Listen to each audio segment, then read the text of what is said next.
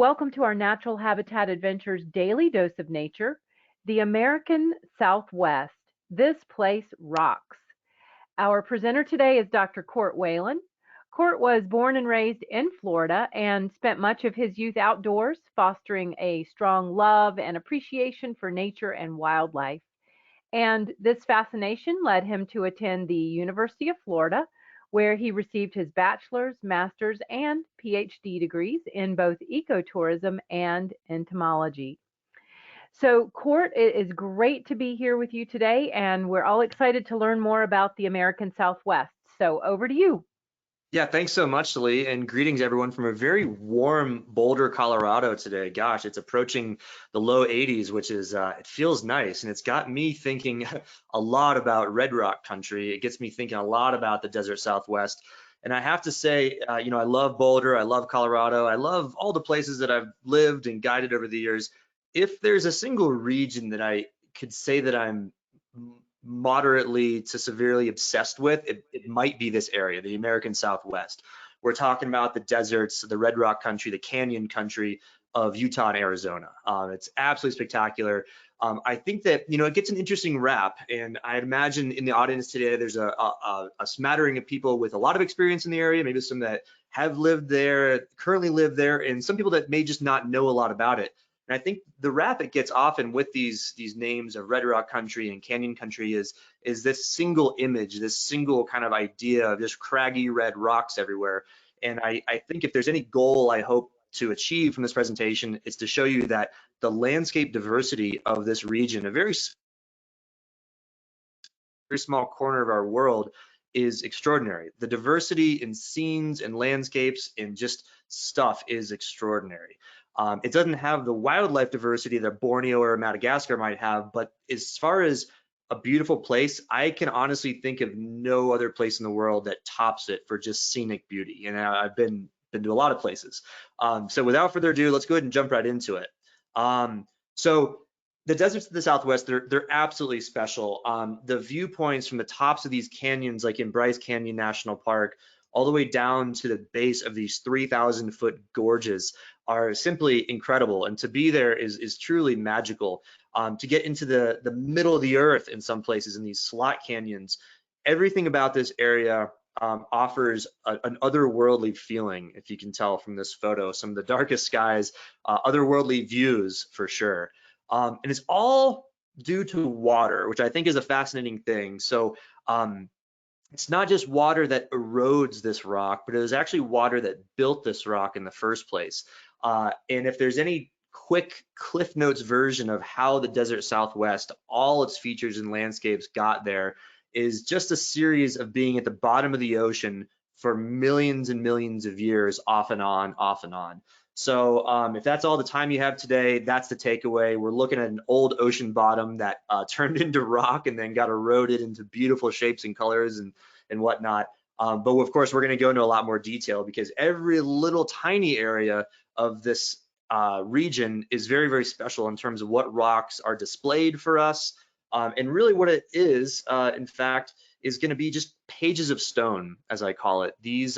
These cliffs, this viewpoint from the Grand Canyon, we're looking at over 1 billion years of Earth's history lithified or solidified in rocks in a very viewpoint. It tells a story, and I think it's really quite fascinating. So this is going to be a bit of a comprehensive talk today. So we're going to start off very briefly with the history of life on Earth, very briefly. But I think this provides much needed context to when I talk about certain rocks being, from the Jurassic era, when the dinosaurs were around, like what does that really mean? Well, so very briefly, let's talk about the history of Earth geologically and from a life history standpoint. So this is not layering of rocks. You'll see some other graphs and some other charts here in a few slides about, like the layers of Grand Canyon. This is just the layers of time, really, since the Earth formed about 4.7 billion years ago. So let's just quickly review this. I'm not going to spend a lot of time. This will not be on the test. But okay, 4.7 billion years ago, Earth is formed. It's now a ball of rock. Between 1 and 2.5 billion years ago, we start to see the very, very first hints of life on Earth, like sort of recognizable life, but in very, very basic form, like single-celled amoebas. And that's really everything that was on the Earth up until about 1 billion years ago. You know, those single-celled amoebas turn into a little bit more advanced amoebas, and we really don't see modern life until about 542 million years ago. If you can see my pointer, I'm underlining the Cambrian part of this chart. So there's, if there is anything to remember from this chart, there's one really big event that happened in Earth's history called the Cambrian Explosion. Now, this is not the explosion you'd think from, like, you know, the meteor hitting and making the dinosaurs extinct.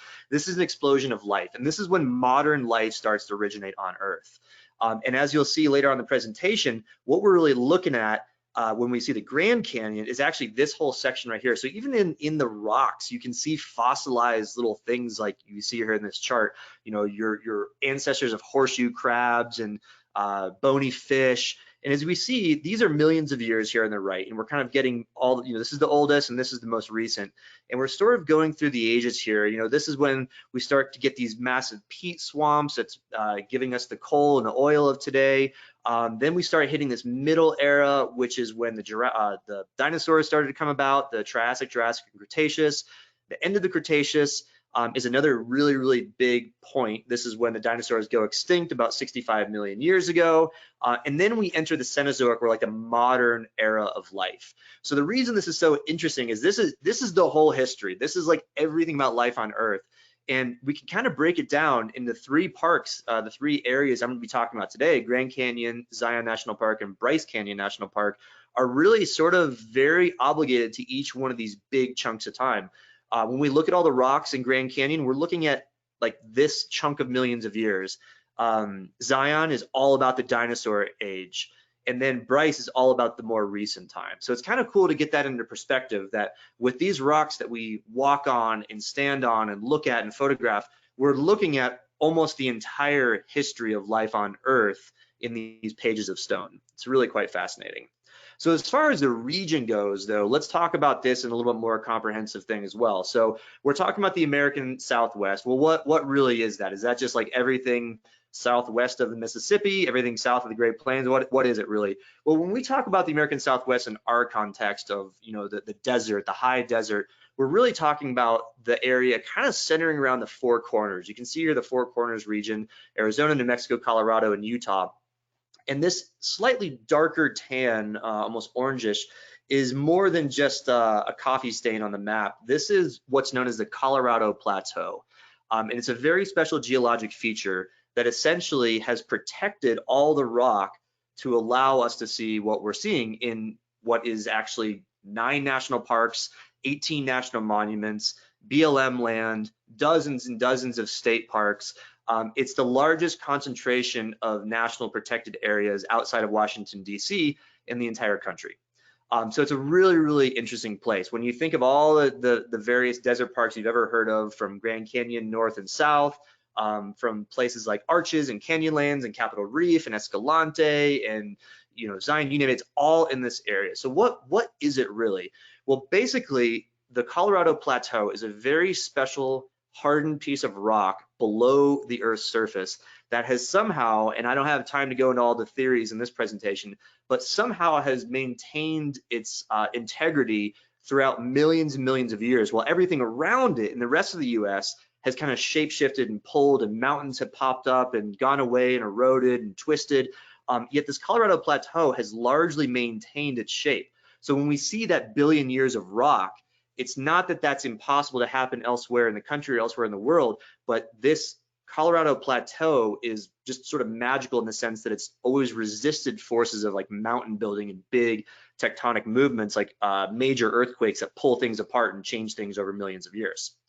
So again, we're kind of going over the broad overview here before we go into the nitty-gritty of each protected area, each park. So another important thing to get across is plate tectonics in the major plates of the world. So there are about 13 major plates of the world. All these different colors are the boundaries of each plate. And the best way I can think to explain it is, think of your swimming pool or think of a bathtub. And every single one of these plates is a little inner tube, or the smaller ones are little rubber duckies, or it's a raft, and it's all floating. Those rafts and inner tubes are all the continental crust. That's what we're walking on. That's the land. But it's all floating on water. That water is actually something that we will never see unless you're, standing at a volcano. It's the magma. That water is the magma that these plates are floating on top of. So the thing is that they're all crowded in here and they're all touching one another. So all the rafts and inner tubes and rubber duckies are all touching one another, but they're always moving because it's on a floating liquid medium, this magma, the mantle of the earth. So once these rafts start moving this way, other rafts move this way, almost like how gears in a clock would work. And even the small little rubber duckies, as they start to move, like these smaller plates, you can't really say the Juan de Fuca plate is insignificant because that thing is actually shaped the shape of North America for millions of years. But nevertheless, the idea is that when one thing moves, everything else gets shifted. So this is, just remember this. This is going to take, or this is going to play a lot of parts in the rest of this presentation as to how things are formed and how they remain. So just know that we have a lot of these plates, and there's a major boundary right here. As you can know, if you live in California or especially San Francisco, you know that this is a major fault zone. Everything else that we hear about, like little tiny faults, little mini earthquakes, sometimes you hear about them popping up in the middle of the US, sometimes associated with drilling or fracking. These are smaller fault lines. They're not the major plate boundaries. Anyway, I could do a whole nother webinar just on this tectonic stuff, but it's important to understand this in the context of the Southwest as well. So the big thing here is that we talk about mountain building. Let me actually go back a second. So obviously in North America, if you're familiar, we have a big mountain range in the coast, the Sierra Nevadas and others in the Central California area. And then in the middle of the country, big old Rocky Mountains. Between those two, that's where this Colorado Plateau is. And that's where everything we're gonna see the rest of this presentation resides. It's in this desert Southwest Colorado Plateau. So oftentimes people think, well, when you're seeing the Grand Canyon or Zion National Park, there are these huge domes, massive, massive spires, and they look like mountains. But they're formed from a very, very different process. Mountains are built in a very classic way. And I know I'm going kind of deep here, but we're gonna come up for air here in just a minute, and we're gonna see just lots of beautiful photos the rest of the presentation. But remember that boundary that I told you about, the Pacific plate and the North American plate. We're seeing this right here is when one crust goes underneath the other crust. This is like a raft going underneath a other raft in your swimming pool or bathtub. That part that goes into the mantle, you can see right here, turns into liquid magma, and that spurs volcanoes to then erupt above the Earth's crust and make mountains. That's how pretty much all major mountain ranges have been constructed over the years. There's some slight different ways, but I won't get into that. But what's interesting here is that this has nothing to do or very little to do with the Colorado Plateau. In fact, the Colorado Plateau, again, has been protected, and these massive mountains as we see them are really just the process of down cutting, water cutting through all this rock that was actually laid originally over millions and millions of years, essentially as an ocean bottom, a shallow sea, a deep ocean, sediments precipitating out from the water column, going down to a sandy bottom, and then lithifying, or like basically compressing and turning into rock. Those oceans recede, and then this rock's exposed, and then we get into the rest of the presentation. Okay, so I know that was getting kind of deep pretty quickly, but I had to give that overview, or else some of the stuff I'll say won't be totally into context. But once again, the Colorado Plateau, this main area that all these national parks are in, is not about mountain building. It's actually protected. All the mountain ranges are around the exact fringes. This is about a story of erosion and the unbelievable power of water. Okay, so this is a cross section of what most of these areas look like in Utah and northern Arizona. If you can see here, I've got sort of the compass. We're looking at north in this direction, south here. So it's almost like we're standing somewhere in California, like I don't know, mid California, and looking towards the east. And we're looking at a cross section of all the layers of rock that have been deposited over millions of years, again here at the bottom. On the left-hand side, so this is called the Grand Staircase. This is not to be confused with the Grand Staircase Escalante National Monument. The whole thing of the Southwest is considered the Grand Staircase, because what we see is this staircase with Bryce here at the top, Zion here a little bit lower, and then Grand Canyon here technically at the bottom of these layers. And there are a lot of different parks and a lot of different cities and beautiful monuments in between. But this Grand Staircase is kind of like a look through time, because at one point, You know, you'll see here in a second about Bryce. At one point, Bryce probably extended across most of this. At one point, the white cliffs that make up Zion National Park probably extended across most of this, and gradually erosion has brought back all these cliffs over time. So let's start at the top. Let's start with Bryce Canyon National Park. So Bryce, top of the staircase, it is unbelievable. I would say, as far as like a one view, a one place, a one aha moment, Bryce can't be beat. It is the most amazingly scenic place. Certainly, I think in the lower 48, if not a contender for a scenic place in the world. It's extraordinary. It's famous because of these hoodoos, and you can see these tall spires that shoot up in they call them these amphitheaters, and the viewpoints are absolutely extraordinary. And really what it is, it's one long cliff about 18 miles long, north to south, that has all these little pockets of amphitheaters. So it's not just one view. You can literally have 18 miles of this sort of view in different angles and different light, sunset versus sunrise. And most of the activities, most of the time people are on that rim looking down into the amphitheater. And let me just tell you, from a photographic standpoint, it's simply extraordinary. I mean, there's no better place, I should say no easier place to get great photos. It's spectacular. And actually, a quick plug, if you're interested in the photography element, I know I'm usually the guy talking about photography. I will be talking about photography lessons in the US National Parks next week at this time, talking about these areas too. So a quick plug for next week. But I was talking about this cliffside. So this is one of the very few photos in this presentation that is not mine. This is an aerial view that I've never had the pleasure to have before. This is from one of the helicopters in the region. But you can see here how the cliff is actually retreating. So the erosion is happening from deep within the amphitheater and pulling back. In fact, you know, this cliffside where we walk every 100 years will retreat several inches. It's not going to retreat on us. We don't see rocks crumbling down as we're walking on it. It's much harder than that. But nevertheless, that cliffside is retreating and exposing all these hoodoos, and it's absolutely spectacular. You can imagine, so seeing from up top or even from the air is amazing. It's breathtaking. But what I really love is getting down in the hoodoos. As you can imagine, this photographer that I am photographing is right there, getting the shot of a lifetime. And so as we get down in these hoodoos on these amazing hikes that the National Park Service so fortunately has carved out of these stones, we begin to wonder, how in the heck did all this get here? I mean, you juxtapose those shots from before to these shots here. These are the same hoodoos we're looking at from above. These are big pieces of stone. So we got to say, well, gosh, how in the world did this get here? And remember, this is not mountain building. This is not volcanoes erupting from the Earth's surface like most everything else in the world. This is being eroded from the cliffside, actually dissolving and exposing these hoodoos that I think kind of look like birthday candles or something like that. It's pretty neat. So, okay, we go a little bit deeper in the geology here. It's important to understand in terms of why and how these are here, that most importantly, the Earth has not always looked like it has, or like it does now in the past. The Earth, remember those tectonic plates with the bathtub and the rafts?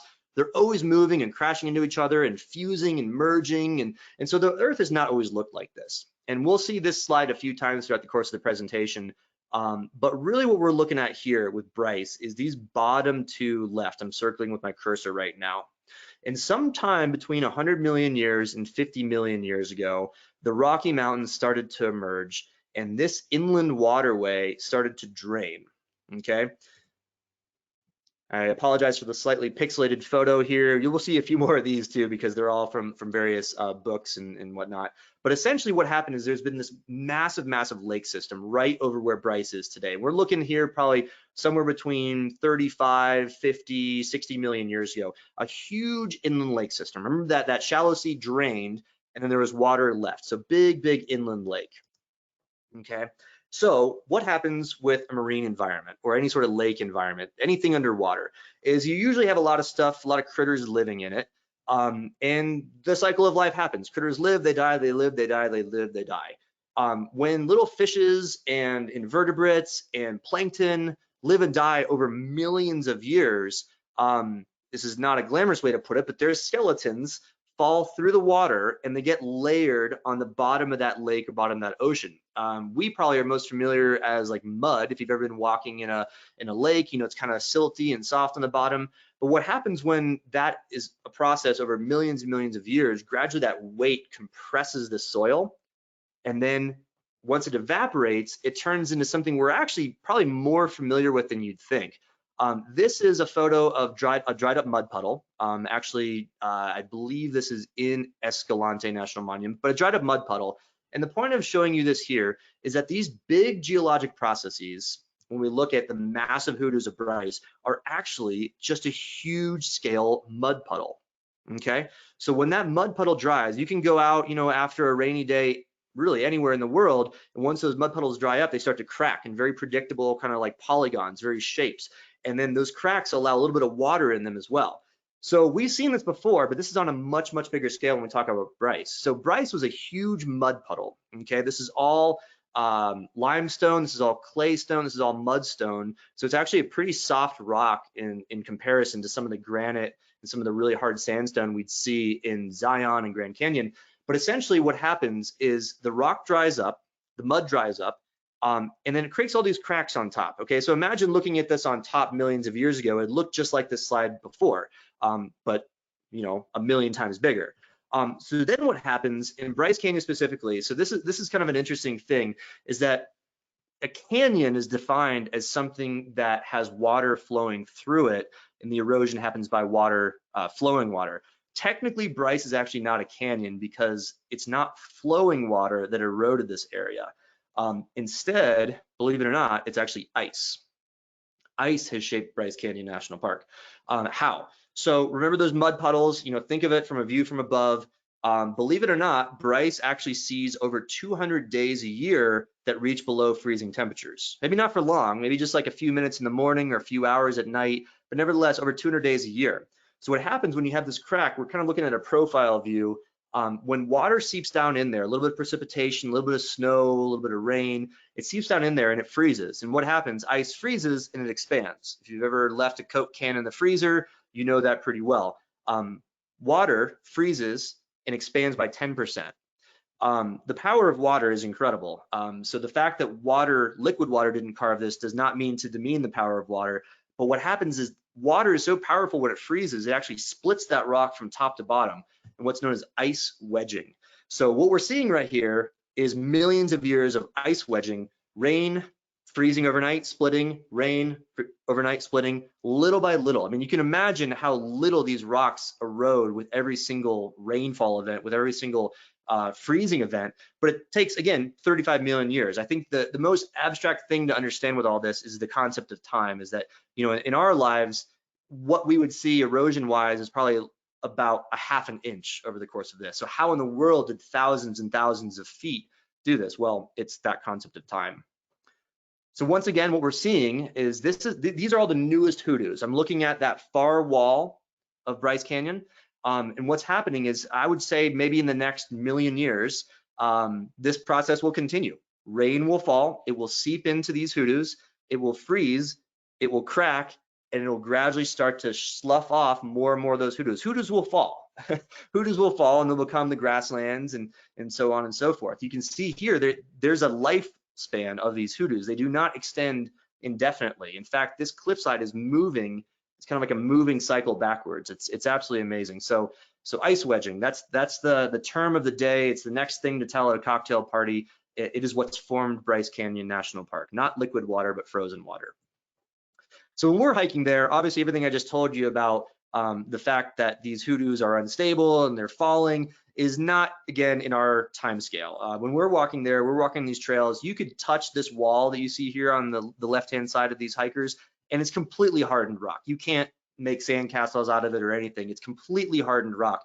It is lithified. It's compressed and it's turned into sedimentary rock, okay? So the final part of all this is what's known as differential erosion and capstones, okay? So what's happening here, you can see this on the left-hand side. I'll kind of put my cursor. See how there's like these knobs on top? It's a little bit different color here, then here, then here, then here, and you have these ridges, okay? Well, imagine, all this limestone, claystone, mudstone is nothing but marine organisms or lake organisms living and dying and creating this soil bottom, right? And they're just layering. So you can imagine how many millions of years it takes to do this. throughout those course of millions of years, we have ice ages. We have warmer environments and colder environments. We have algal blooms. We have life changing from dinosaurs to modern day critters. So every single one of these layers here, or we sometimes call them lenses, might be a different era in life's history or in Earth's history. This might be a zone of really productive activity. This might be a time when there wasn't a lot of life in the lake. And so it's weakened and strengthened and weakened and strengthened. And so what happens is, as that water percolates down, it doesn't all erode at the same rate, because some things are softer, some things are harder, some things are softer. And then what you have on top is capstones, and this is actually what preserves these hoodoos in today's time. And this is a better photo to kind of illustrate my point. These capstones actually act as an umbrella to protect the softer rock underneath, and this is actually what's known as dolomite. It's a very, very hard limestone. So as a result, what happens, because we're looking at Bryce Canyon in a very brief moment of time. It's not like this all the time. We just are lucky to live right here, right now. That acts as an umbrella to protect those very spire-like, almost totem-like structures underneath. So it's pretty miraculous when you add all this stuff up between differential erosion, ice wedging, this umbrella effect, and you get these extraordinary scenes like this. And this is probably the most famous capstone of all. This is known as Thor's hammer, and this is one you can easily visit if you go to the park. Kind of does look like a hammer, right? Well, cool stuff. So again, you know, so much of the story of Bryce is this process of deposition of soils and erosion, but nowadays it's a little bit different. You know, a lot's eroded, the forest has taken over some of these valleys. There is flowing water at times in the Paria River, and there are critters. There are little woodland critters that we can see, like this golden-mantled ground squirrel. Very, very regal name for a very small little squirrel. But yes, the golden-mantled ground squirrel. We have pronghorn. We have beautiful vegetation. I think, you know, as cool as the animals are, some of the most interesting sights to behold is actually the vegetation on these cliff sides. And this is a photo I could have easily shown earlier to depict that retreat of the cliff. But look at this. You know, we have, I believe this is a limber pine. We have this tree. They're sometimes known as walking trees because they have these like stilted legs.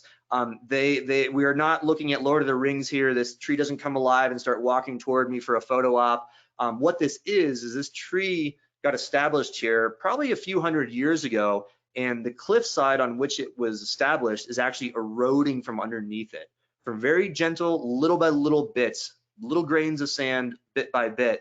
And the tree is adapting. It's growing longer roots. It's a slow enough process. We now have these really cool stilted walking trees. It's awesome stuff. But of course, you know, like I said, at the end of the day, the life around Bryce is beautiful, but there are just so many extraordinary scenes from sunrise to sunset, and it's one of my favorite parks in the Southwest. Okay, continuing on, we're moving over to Zion. So just to give you an idea, we are up here in Bryce Canyon, and we're now going not too far away, just right here. But what a different scenery. Looking at that profile view, we're up here, and we're now traveling here, and we're now going to be right down here. So what Zion does is it shows us not only is the drive from Bryce to Zion really beautiful because you go through all these layers, but you're actually getting through a lot more layers here. And I think it's the canyon of Zion that's so spectacular. So talking about the science behind it, it's really fascinating too. Long and short, Zion is, let's just say, a fossilized, petrified sand dune sea. So going back to this chart, we're looking at different periods. So remember, Bryce was kind of on the more recent scale, you know, only 50 million years ago. We're zooming back another 100, 150 million years, kind of in this realm right here for Zion, okay? So if you remember back at that one of the very earliest slides, Zion is that middle part of the history of life on Earth. So Zion was actually laid down. All this sand, all this soil, all this rock was actually laid down while dinosaurs were wandering around. So if we're lucky, we might actually see little fossils. We might see dinosaur prints. Zion is really cool because of that. Now, don't pay attention to this star here. I should have mentioned before, this is a chart displaying something about the Appalachian River, but if it's a really good depiction, what we're looking at is Zion in Utah is actually right around here throughout this process of life on Earth, right around here. So as a coastal plain, what Zion was originally is a very sandy ocean bottom, okay? I should also mention at the time that this sandy ocean bottom was going on and all the sand precipitated out from seashells and mollusks getting ground up from lapping waves, this part of the world was also right around the equator. Okay, and there's a really interesting, I would say, atmospheric phenomenon. As plates shift from the equator up north, you get near these areas of the earth where it gets really, really, really windy. So in short, Zion was a massive coastal sandy beach. It went up north, it dried out, it got really windy, and it turned into a sand dune sea, actually larger than the Sahara Desert of modern day times. Pretty miraculous. And you can see that here. I mean, you kind of get that sand dune look. You see this cross bedding where sand was blown across. And even as you're hiking through, now there's been a lot of erosion that creates these rocks of today. It's not like these sand dunes are perfectly preserved. There's a lot of erosion, but you can see almost that you're living in this ancient sand dune sea. It's pretty spectacular. And again, as we look towards that canyon, another part of the story, we get amazing views as well. This is the eastern part of Zion, by the way, one of the real gems of the park. Most people actually go over to the western side of Zion near Springdale and the actual river itself, but it's just these past couple of photos here. I'll kind of go back a few. This is all the eastern part. So if you do head over to Zion, I highly recommend, don't tell anybody, you know, keep it a secret, but the eastern part actually holds some of the most amazing views. So nevertheless, we go to the main part of Zion here. It's this little river, the Virgin River, that has made the Zion Canyon. So remember that profile view of that deep wedge. That wedge was created by this river. You know, you could hop across this river in 2 leaps. Now, at some point in Earth's history, it was probably, you know, 3, 4, 5+ times the size, but still, this is not the Colorado River, which we'll see in a bit. This average flow rate is a fraction of the Colorado River ever was. Nevertheless, the power of water is absolutely amazing. So what we see here is this water has carved out from some of the hardest sandstone on Earth. It's known as Navajo Sandstone and Jurassic Sandstone, being laid down in the Jurassic period, actually carves out these deep gullies. And one of the coolest hikes is known as the Narrows, something when I'm guiding these trips, I always like to take folks on, where you can get special shoes and a special walking stick and some little booties, and you can actually walk in this river and feel the power of this water. It's not real fast flowing, but you can see how it's been down cutting these areas, and see these little culverts that kind of go in. The water carves these areas out, down cuts underneath the stone, and then over, again, millions and millions of years, the stone falls down from the lack of support and creates this gully, this slot canyon that's about 2,000 to 3,000 feet deep. I mean, you can't even see the top here. I mean, look up here. It's way up there. And look at the scale of the people right here. It's pretty impressive stuff. So what I love about, you know, the way that these 3 parks work in a trip, the trips that I lead, is it's kind of like a sandwich. You know, you've got Bryce, that is one side. You're on top of the canyon, you're on top of the cliffs. You do get down a little bit, but you have a lot of views from above. You have the Grand Canyon on the other side, which you'll see here in a minute, also on the rim. And Zion, you're right down in the middle. So for sunsets and sunrises, you get these really interesting painted walls like you see here. And it's just a whole different landscape. Impressive when you look at that map, or think back to that map I showed you a few slides ago, and that we're just really moving the needle. We're just moving our mouse like barely anything, but such a different landscape because we're carved in an entirely different zone of rock. It's absolutely beautiful. Another thing I love about Zion is that the access to water is so easy. The Virgin River is flowing year round. Like I said, there's a beautiful hike called the Narrows that goes right through the park. You can easily access the river here and have a little snack down there. The trails are really cool too. I would say out of the 3 different national parks here that I'm talking about, the trails are the most, probably some of the easiest. You can easily get into some of the harder trails, but they probably have the most trails and a lot of very easy doable trail networks that get you into some beautiful scenery. If you want to up the ante a little bit, there are some trails that are on the quote unquote slick rock, but the reward is there. You can see how awesome it is around you when you venture off trail a little bit. The wildlife is pretty darn cool too. So as you probably saw previously, there isn't a ton of wildlife in the area, and we're talking about squirrels and pronghorn and deer. Nevertheless, I would say of the 3 parks, Zion has the coolest critters, and mainly because of these desert adapted bighorn sheep. And you would be surprised how approachable, or how approachable you are to them.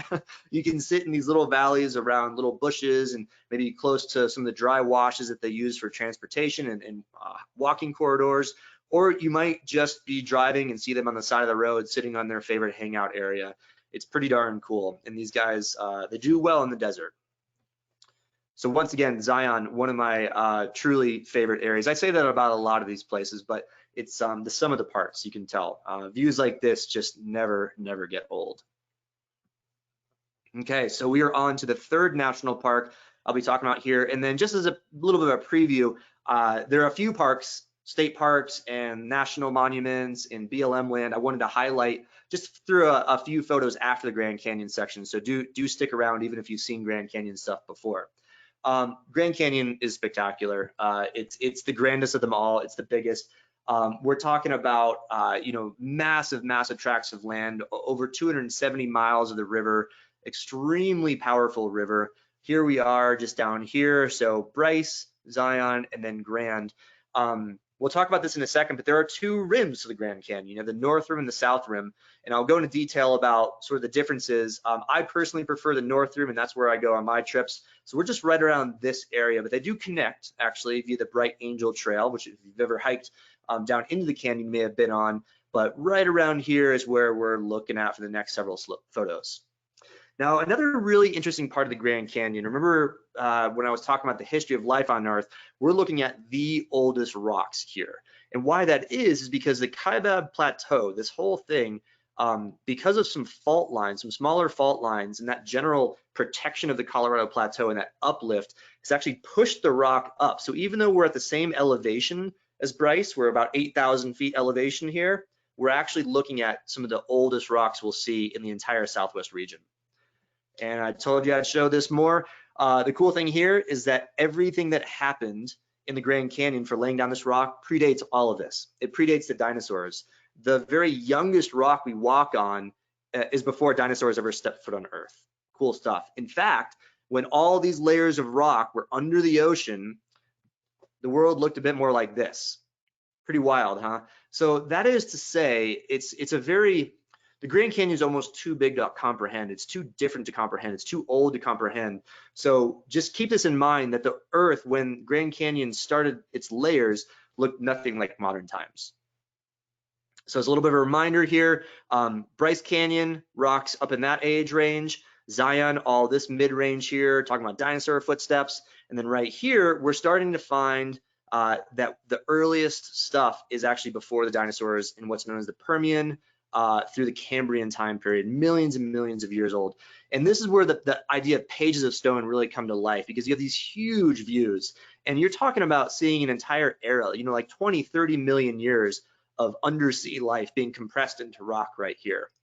I'm not going to go into detail here. This is way too much to remember. But you can even look at all these different layers of rock and talk about, what's happening at the Earth at this time. Oh, there was higher atmospheric oxygen. There was a longer warming time at this time. At the very bottom, we're looking at rock that's probably close to 2 billion years old. Pretty special stuff. And like I said, the very earliest rock predates the dinosaurs. The rock that this guy is standing on was there before the dinosaurs stepped foot on Earth. Very cool stuff. Now, here's where water really plays a part. We're back in the land of water carving out canyons, the mighty Colorado. The Colorado's flow rate, like I said, is way more bigger than the Virgin River. We're at about 20,000 cubic feet per second. This is 80 millions of gallons of water flow through the canyon every single hour. This is a ton of water. This canyon is massive. We're looking at about 11 miles across here. The widest the canyon gets is about 18 miles. This right here, which you think is the Grand Canyon, is actually just a small tributary, the Bright Angel section. The main canyon is actually on this far side. The river is way down in that area. So we're talking about a scale that is just unbelievable. Every day, the Colorado River carries over 500,000 tons of rock and debris down the Colorado. Nevertheless, the rate of cutting down into these layers is only about 1 inch every 100 years. I mean, think about that for a second. 500,000 tons of debris and rock and gravel washing down like sandpaper on the bottom of the surface. Nevertheless, it's only cutting away about 1 inch of new rock every 100 years. That's the scale of time we're talking about. Grand Canyon's a massive area. It's broken into a lot of different zones. Like I said, North Rim is a visited area, and South Rim is probably the more visited area. So, you can't mention the Grand Canyon without talking about, like, what is the difference between North and South Rim? I personally think when it comes to going to the Grand Canyon, that the hidden gem is the North Rim. Now, it's not all that hidden. It's still heavily visited, but it's only about a tenth of the visitation that South Rim is. South Rim is a little bit more easily accessible from like Las Vegas, from Phoenix, from Southern Arizona. North Rim is quite a bit more isolated. There aren't a lot of places to stay. There's just the one national park lodge there. But nevertheless, that's why I love it so much, in that it's the isolation. You know, if you get off on some of these trails, you have the whole place to yourself, and the viewpoints are truly spectacular. So yeah, just soak it in. I mean, you can imagine, golly, I mean, that is an entire 20 million years of rock right there. So you can tell I get pretty nerdy when it comes to geology. So the sunsets and sunrises are some of the most spectacular in the world. I personally prefer the North Rim just because I know it better as well. I know those hidden spots. I know where the sunset just peeks through the trees for some of those most brilliant desert colors. As far as wildlife go, you know, so another big difference between the North Rim and the North Rim is about 2,000 feet higher because that Kaibab Plateau has uplift. So you actually get forests on top, ponderosa pine forest. So you get a lot of woodland creatures again, just like those squirrels I showed previously. I think the coolest critter of all is going to be the California condor, which has been reintroduced into the area. And even though its numbers were pretty low at one point, I would say they're doing quite well. You can even see here, this has got a little transmitter on it, and we do pretty well on our trip seeing these guys. It's certainly not an every trip thing, but with the right eyes, the right ears, the right intel, we have a pretty good track record of spotting these guys, sometimes on the canyon walls, sometimes from trees. It's pretty neat stuff. But I think the real star of the show is none other than the Kaibab squirrel, one of my favorite critters to see in this entire region. And the reason is because this is just a darn handsome squirrel. You can see here a little bit better photo. This is another photo that I had to pick up online because I really wanted to show you that brilliant white tail and those tufted ears in this profile view. And you know, yeah, it's a handsome animal, but the main reason it's so spectacular is this squirrel is actually not found anywhere else in the world other than the North Rim of the Grand Canyon. Pretty cool stuff. Another really cool benefit of having that higher elevation and that forested area on top of the North Rim of the Grand Canyon is you actually get amazing fall colors and amazing aspen groves. The reason for this is that when you have this big uplift, this big dome, this Kaibab Plateau that's higher than the surrounding region, is you get a pretty heavy fire regime, actually. So almost every year, every other year, there's some sort of naturally caused little fire in the area. And what that does, it sweeps away a lot of the old growth and makes room for these aspen trees that in the fall, you know, talking about sort of mid-September to early October, just are such a huge cherry on top. It's such a nice thing to see. So of course, the Grand Canyon is exceedingly grand, and it's when I do guide trips there, that is one of the greatest ways to either start or end the trip, because it puts everything into so much context. But I'd be remiss if I didn't show you some slides of some of my other favorite areas of the region, because they continually, just like each one of these three parks are different, some of these smaller areas are different too. So here we are in northeastern Arizona near a little town called Page, and this is known as Antelope Slot Canyon. So this is where we actually get down into the earth. Zion kind of feels like a slot canyon because you have these big towering walls, and technically it is, but it's not quite like this where you can really touch each wall with the left and right hand. And the colors of the sandstone is absolutely incredible as the light bounces off these canyon walls. You can tell you're really getting underground here, and not for the claustrophobic, but nevertheless really, really awesome. Another reason why this place rocks so much is because nearby these slot canyons, also in Page, Arizona, you have another very famous geologic feature, Horseshoe Bend. And you can even see here a couple little boats cruising around here, connecting, I believe, to Lake Powell. One of the more famous viewpoints. I'm sure you've seen this on a calendar or on social media. Very, very popular place. Now we're zooming over, and I had to really restrain myself to not talk too much and do another hour-long presentation on the Moab area, talking about arches and canyonlands. That really is a whole different kind of trip. It's about 5 hours from the other areas, and you can easily connect it if you wish to do so, but it has its own unique geology going on. It's much lower. We're still looking at sandstone here. When we talk about this arch formation, it gets into some really, really cool geology. So here we are in Canyonlands, looking out at the La Salle mountain range. Oop, other direction, sorry, wrong button on the mouse. Canyonlands, and of course, arches, the famous delicate arch, which is, I believe, still on the Utah license plate. Really cool stuff. And I'm just looking at the time here, and we don't have too much time left to go, but I do want to just on a whim explain what's going on with arches, like the actual formation of an arch. Sometimes I lose people here, so just hang tight with me. But the idea of an arch is not so much of how an arch is formed. You know, an arch doesn't just pop up and stay here. It's more of how an arch remains. How an arch remains. So remember, all this sand is constantly being blown away, being drained away, being washed away. And the idea is an arch is actually one of the strongest structures in nature or in modern industrial engineering. If you think about any sort of aqueduct you've ever seen, they always have arches. Bridges often have arches as well. And the idea is that an arch remains because the weight on top of the arch gets distributed most equally in a tangential sort of way, such that it supports every little inch to the left and right of it. So it's extremely sturdy because all the pressure on top is most efficiently dissipated along the curvature of the arch. So if you want to know more about that, you've got to join me on a trip, because I can go on to like an hour-long discussion about arches, whether you want to hear it or not. Another really cool place that I can't help but mention is a little state park very near Zion, and I like to pop in here for a little picnic lunch when I'm on my trips with guests, is Coral Pink Sand Dunes. Coral Pink Sand Dunes State Park. This is a really, really beautiful area.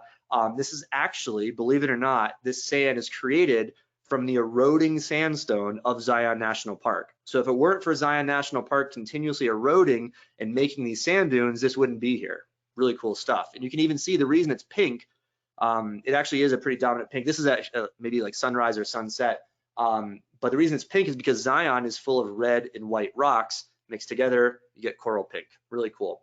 And then last but not least, one of the areas that is so near and dear to my heart, and I highly recommend you visiting if you possibly can, is Escalante National Monument. Unfortunately, this area is in danger of going away. Various groups are advocating for its support, but the current administration is trying to pull some of the protected land area away from this. And I couldn't disagree more, just because it's such a beautiful place. There's so many unique features. Here's a little self-portrait here. But when you get into some of these canyons, it's not for the faint of heart. Again, it's a little bit higher level of adventure, but you see stuff here that there is just no chance exists anywhere else on Earth, anywhere else in our galaxy, anywhere else in our universe. It's truly, truly amazing. Again, a little bit higher level of physical exertion here, but what I find so fascinating about Escalante slot canyons is that they are not seen from above. They are down in the earth. This is the trailhead for these slot canyons. And you'll just be walking, and you'll just kind of go down this little hill, and all of a sudden you'll be in this wonderland of pink and red and blue and orange rock, and it just takes your breath away each and every time. So as we wrap up here, I just want to thank you for your attention. We're going to go into some questions here. I just say this slide tells me and shows that there is a lot to love in canyon country, and that's why the desert southwest of America rocks. Thanks so much, and we'll get some questions here. Well, there was a lot to love about your presentation, as well, as is evidenced by all of the fantastic questions that we got today, Kourt. So Great. jumping right into those, what part does the wind play in all of this? Years ago, this person says they learned that the Grand Canyon was mostly carved by wind and not water. So first of all, my PhD is in entomology, so insects. So I don't want to step on anyone's toes if they know otherwise. I would say wind plays a part, but not the dominant part. And in fact, it's really not so much the scouring of water. You know, it's not the channel or the river itself of water, but it's what it does underneath all that rock. So what it really does is, as water's flowing in big torrential rains, is it downcuts and undercuts a lot of rock. And then you have really these like landslides, these avalanches of rock, and that takes out huge chunks of the canyon. Wind, I mean, it definitely plays a part in the Coral Pink Sand Dunes, actually, even though that's one of the state parks and not like a majorly visited area. That is all based on wind. Wind absolutely plays a part, but it's probably a little bit more about what the wind brings in terms of beating down snow and ice and rain in some of these areas. It definitely plays a part. In fact, I would say more than anything, it helps shape what we view today. So these big downcutting events, these big erosion and landslide events, they do most of, let's say it's like a sculpture, okay? They're like the shovel, they're like the major tools, And then the wind is like the sandpaper. It's like the sculptor's hand kind of making it smooth and round and like all the right shapes and the right sizes. Okay, thank you.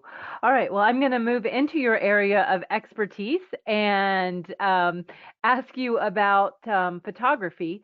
When is the best time to go to these parks for photography? Yeah, great question. So there are a few things to consider. One, I always, these are U.S. national parks. They are very well visited, and they should be. We need people in the U.S. to fall in love with these areas and help advocate for their protection. So I always try to avoid peak visitation. Peak visitation is usually summer months when school kids are out. So June, July, and August is usually the busiest. Um, there, there aren't like, even if it weren't busy, I wouldn't say there are like way more redeeming qualities about the summer months anyway. I mean, I think spring and fall are my two favorite times. I think spring is a little bit more mild temperatures. It's a little bit cooler, so you can get out there and hike for longer and farther. The fall is also mild, but a little bit warmer. I think the fall can be really, really rewarding, especially because of fall coloration. And that usually starts kicking off around mid to end of September. It varies every year by a week or so. But mid to end of September actually is really, really great. I guess the only thing that is really awesome about the summer months is that you can get some great star photography. So both Bryce Canyon National Park and Grand Canyon are rated as some of the darkest skies on the planet. In fact, if you go to like websites and reviews, like they top the charts. Like they're up there with Namibia and Madagascar and all these great places. So the summer months, the time of night that the Milky Way is most visible is when it's also the darkest part of the night. So the summer months are really great for the Milky Way, but for every other time and every other photo, I would probably say spring and fall with a slight edge to fall personally. Mm-hmm. Okay, thank you. So we have our friend Isaac with us today. He's 12. Isaac would like to know why there are different colors in the layers of the Grand Canyon. Absolutely. Okay, so this begins the next 3 hours of the webinar. No, I'm kidding. It's all basically the short answer is the concentration of iron. The concentration of iron in those soil particles. It gets a lot more detailed than that. You also have calcium, you have magnesium and manganese, you have fossilized algae in there that make a little bit of crystallization that reflects and refracts light. But basically, when you're talking about red, orange, yellow, even green sometimes, it really is based on how much iron is in there. And then the second part of that answer is that the amount of iron in there is determined by what was going on in that marine environment when all that sedimentation went through the water and got laid on the bottom of the ocean or the lake. So sometimes you have more iron, you have more animals that have higher iron contents. You have essentially a lot of mountain ranges over millions of years, specifically Grand Canyon, because remember, we're looking at like 1 billion years of rock. There have been several major mountain ranges taller than the Rocky Mountains that have grown and eroded and grown and eroded, and mountains have a lot of iron in them. So maybe at a time when there was a lot of rainfall, like after an ice age, there's usually a lot of rainfall. It probably washed a lot of that iron down from the mountains into this local area. Mm-hmm. Okay, thank you. Mhm. What about fossils? Can you find any fossils in the canyons? You can, yeah. So actually on one of the main trails out to Bright Angel Point, right from the North Rim Lodge, you can see, now get this, take your seat, fossilized algae. Uh, it's actually kind of cool. It's known as chert. It looks like a bit like silica or a bit of a crystal in there. The real deal fossils, and I'm assuming you're asking about like fossilized shells. You can see those on the same trail next to the amazing algae. They're usually a little bit further between and kind of harder to spot. But that all being said, the real place to find fossils is going to be in parts of the Zion area, just below that Navajo Sandstone. And then really the best place, actually one of the top 7 places in the world to find dinosaur fossils is Escalante National Monument, which is why I'm such an advocate for its protections, because even though, maybe the administration is giving land away to areas that are not visited, This is prime hotbed for all the conditions needed for dinosaur fossils to remain.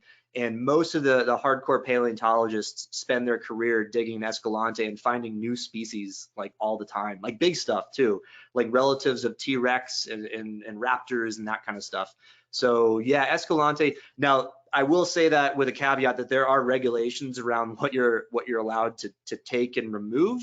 In fact, I don't recommend taking actually anything of significance, but nevertheless, finding it is really darn cool. And with enough time, like a couple of days, I guarantee you could find fossils in Escalante. All right, that's really cool. Thank you. Mhm. Let's see. Next question for you. Can you talk about flash floods? Aren't they a concern? Yeah, flash floods, despite being a desert, it gets rain. It's very seasonal. It's mostly during what we call the monsoon time, July, August. And yeah, it can be an issue. Now, the main place that I go where flash flooding could be an issue are the slot canyons. And that's a big concern, for sure. I would never entertain going in there if there's any sort of storm on the horizon for the next day. Meaning like as I'm planning the next couple of days, if there's a thunderstorm approaching, you definitely want to be cognizant of it. The only place I actually take groups as far as slot canyons would be the Narrows. And it's such a well-visited, well-known area that there are a lot of people doing kind of studies on what's happening upriver and downriver. And so you definitely know a day ahead of time if there's any likelihood. But then that all being said, there are procedures. If you start to see the water level rise a little bit, you get out of the canyon. And we never are in there for a little bit more than a little bit of time anyway. So it's all about safety for sure. But yeah, I mean, great question. I've fortunately never come anywhere close to a flash flood before, but you must be cognizant if you're on your own. Yeah, okay, that makes sense. Thank you. So, what are the temperature extremes in the slot canyons? This is from our friends Lauren and Parker in Houston, Texas. Oh, hey guys, good to see you back. So yeah, the slot canyons are actually, I would say they can be colder than hotter. Like you would think, oh, that's like just baking hot heat rock. It's not. It's actually the opposite because so little sunlight gets in there. Really, the only time of day that the bottom is sunlit is when the sun's right overhead. So it doesn't get too hot. In fact, like when I'm in the Narrows, hiking in that river, the water's relatively cool most of the year. I'm usually hiking with a jacket on because my feet are in the water. So the temperature extremes, I would say, during the normal seasons one would visit, meaning like, let's say April through October, maybe March through October. It could be like as low as 40 or 50 in the morning, and it could then in the extremes, like in the height of July and August, it could get up into the 90s. But it's really more about what you're doing. Are you in the sun? Are you in the water? Are you in the sun for a long period of time? It's very manageable. I know that's kind of a cheap answer, but it's not that bad. And then the slot canyons of Escalante, they're not in the water. So just like anything, outdoors, you want to be safe. You want to have layers in case it does get cold, but it's pretty mild and temperate. Okay. All right, good. Okay, I would probably ask this question. I didn't, but I could have. Are snakes and spiders a major concern when walking in these national parks? I hope we see snakes and spiders. I really do. That all being said, I have rarely seen them. The thing with snakes, and this is a general thing around the world, is that I often say you've got to be lucky to find a snake. I want to find a snake. I look for them, and I rarely see them. And I'm the first person that would see them. Like I'm the guy looking for them. So yeah, it's not a concern at all. It's a concern that I just don't have enough photos of them. Spiders, not a concern either. I mean, you'll see spiders because they come in all sorts of shapes and sizes. The vast majority of spiders are not dangerous. Most of them do not have the interest or the ability to pierce human skin. Most of them are not that big a deal. There is one cool spider that I do look for and I do see, and that's, it might freak anybody with arachnophobia out, but it's known as the desert blonde tarantula. I should have shown a photo, but Google it afterwards. The desert blonde like hair tarantula. It's actually a tarantula species. It does not come chasing after you. You have to physically go look for it and find it. It's usually on steep soil embankments around trails. And again, it's nothing that's a threat whatsoever, but it's really cool to see them. They're they're about that big, and it's a tarantula. It's awesome. They're so cool. They usually come out if you're interested in seeing them. Usually like in the late summer months, early fall months, around Zion National Park. Usually what you're seeing is you're seeing the males that are out on walkabout looking for the females in their burrows. Okay. All right. Thanks. Well, it looks like I've got one last question for you, and this is a squirrel question. Now, what is the name of the squirrel on the Grand Canyon north side? Yes, it's the Kaibab squirrel, and Kaibab. That's also the name of the plateau. There are a lot of things called Kaibab in the area. It's the Kaibab squirrel. It's a member of the Aberts squirrel family, or the Aberts. They're known as a tufted ear squirrel family, and there are about 6 or 7 different species and subspecies. But the Kaibab squirrel, with that charcoal gray body and really white tail, is just beautiful. And it's so funny, I always kind of joke with my groups at the start, that this is like the one thing we're looking out for. If there's anything we see, and it's hit or miss. Like you'll one time be looking for it and you'll see it beautifully in a tree.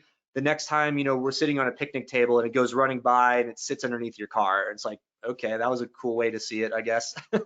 They're a squirrel, but they're a cool looking squirrel. And again, I'm always in love with endemics, things that are not found anywhere else in the world, because it's special. Yeah, yeah, very cool. Okay, I will stop there. I'm going to turn it back to you for closing comments. Cool. Well, guys, thanks for joining today. Hopefully you can see how awesomely varied the landscapes are, all the great things that the Desert Southwest has to offer. I would love to see you out in the field. It'd be an honor to join you and you join me out in one of these expeditions. But my main point is just get there, go see it, fall in love with it. We are in an era where we need to save what we love. And there's a great saying that you cannot save what you do not love, and you cannot love what you do not know. So get out there, know it, and love this place. I know you will if you see it. My thanks as well. We appreciate having all of you here with us today. And with that, we will conclude the webinar. Goodbye, everybody. Thanks again, Kourt.